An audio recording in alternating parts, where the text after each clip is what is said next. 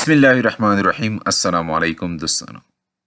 په تیر لیکچر کې مونږ د ایرې په هکله زده کړه وکړه چې ایرې مونږ څه ډول ډیکلیر کولی شو، بیا هغې سایز مونږ څه ډول تعینولی شو او هغې کې بیا مونږ د انډیکس په ترو څه ډول یا ویلیو یا آیټم یا الیمنٹ رایټ کولی شو او بیا مونږ څه ډول د ایرې انډیکس په ترو مونږ یو آیټم یا الیمنٹ ډسپلی کولی شو، یعنی ریډ کولی شو.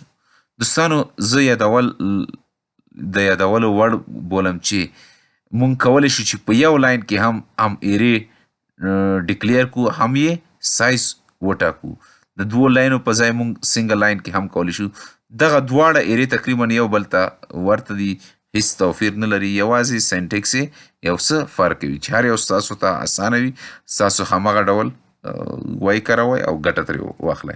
دوستانو دا خو د ایرې لومړی قسم چې مونږ څه ډول ایرې د انډیکس په ترو په هغې کې ویلیو کیښودلی شو. آیا د دغې څخه اسانه لار بله هم شته ده؟ هو دوستانو، دې څخه هم اسانه لار شته چې مونږ ایرې هم ډیکلیر کو، هم یې سایز وټاکو، هم یې انیشیلایز کو، یعنی انلاین ایریا هغې ته ویل کیږي. یعنی په یو لاین کې مونږ کولی شو چې دغه درې واړه کارونه سره اجرا کو. دوستانو زه ځم لومړی د تیر په څیر لومړی زه ډیټا ټایپ تعینوم، بیا هغې څخه وروسته زه بریکټ لیکم تر څو دغه ایرې وي. زه ورته وایم چې مای ایرې. دا دوستانو زه غواړم چې ستاسو د سټرینګ ډیټا ټایپ واخلم. نو سټرینګ ډیټا ټایپ ده، ایرې دپاره بریکټ ضروري ده. زه دا ځل نوم تعینوم چې زه ورته وایم چې زما سره د ایرې هغه ده، د ایرې نوم چې ده ایس ټي یعنی سټوډنټ نیمز. صحیح ده. هغې څخه زه وروسته زه ورته وایم چې نیو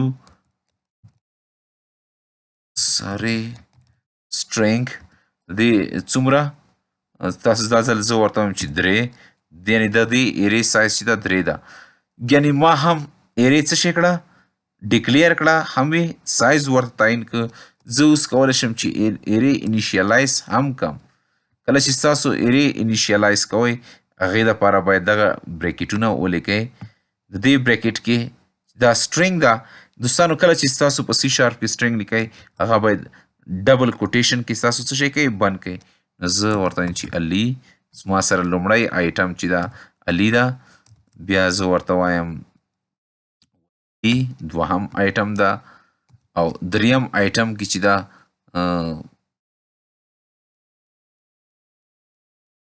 صفي.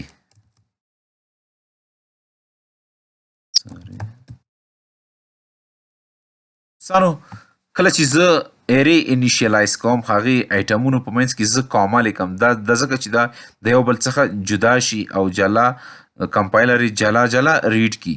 دوستان دلته ګورئ چې زما د ایرې چې ده سایز درې ده او زه درې آیټمه ما پکې کیښودل. خو د دې آیټم چې کله زه اکسس کوم، یعنی علي زه اکسس کوم، هغه د زیرو انډیکس په ترو اکسس کوم. ځکه چې موږ تیر ځل لوستلي وو چې لومړی آیټم انډیکس چې ده زیرو ده، دوهم آیټم چې ده 1 ده او د آخري آیټم چې ده ټوټل آیټم منفي ماینس یعنی 1، یعنی ټوټل څومره دي، درې منفي یعنی ماینس 1 څو به راشي، 2 به راشي، یعنی د صفي انډیکس نمبر چې ده هغه 2 ده. دوستانو زه بیا هم د کنسول ډاټ رایټ لاین په مرسته زه ډسپلی کوم.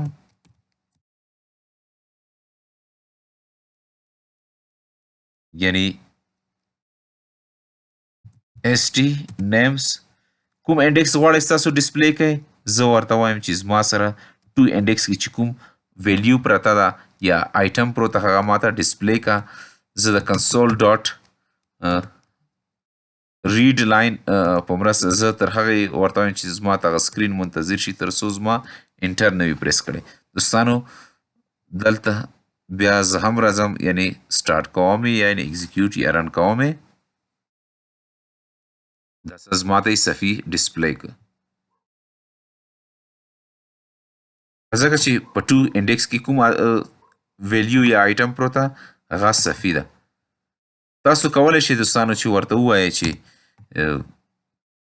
عام انډیکس نه، زما ته صفر انډیکس کې چې کوم ویلیو پرته ده یا آیټم پروت هغه ماته ډسپلی کا هغه به تاسو ته ډسپلی کی لیزه ته ډسپلی کړه ځکه چې په 0 انډیکس کې آیټم پروته لی پروته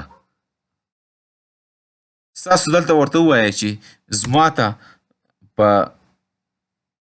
دریم انډیکس کې چې کوم آیټم پروت هغه ډسپلی کړه ځل بیا هم تاسو ته ایرر درکړي یعنی یو تاسو ته ووایي چې دا آوټ او باونډ ده یعنی دغه انډیکس موږ سره هیڅ په ایرې کې شته نه ده د ایرې سایز څخه لوی ده ایرې کې دغه انډیکس هیڅ شته نه ده او دا د ایرې برخه نه ده دې په خاطر ستاسو ته آوټ ساید د باونډ ایرر چې ده هغه ډسپلی کوي دلته ستاسو ګور کتلی شئ چې ستاسو ته ایرر کړه چې دغه انډیکس چې د آوټ ساید او باونډ ده دوستانو دغه اوس زموږ د نن ورځې لیکچر موضوع تر بل لیکچر پورې پلوي چیښتن سپارم الله مو مل شه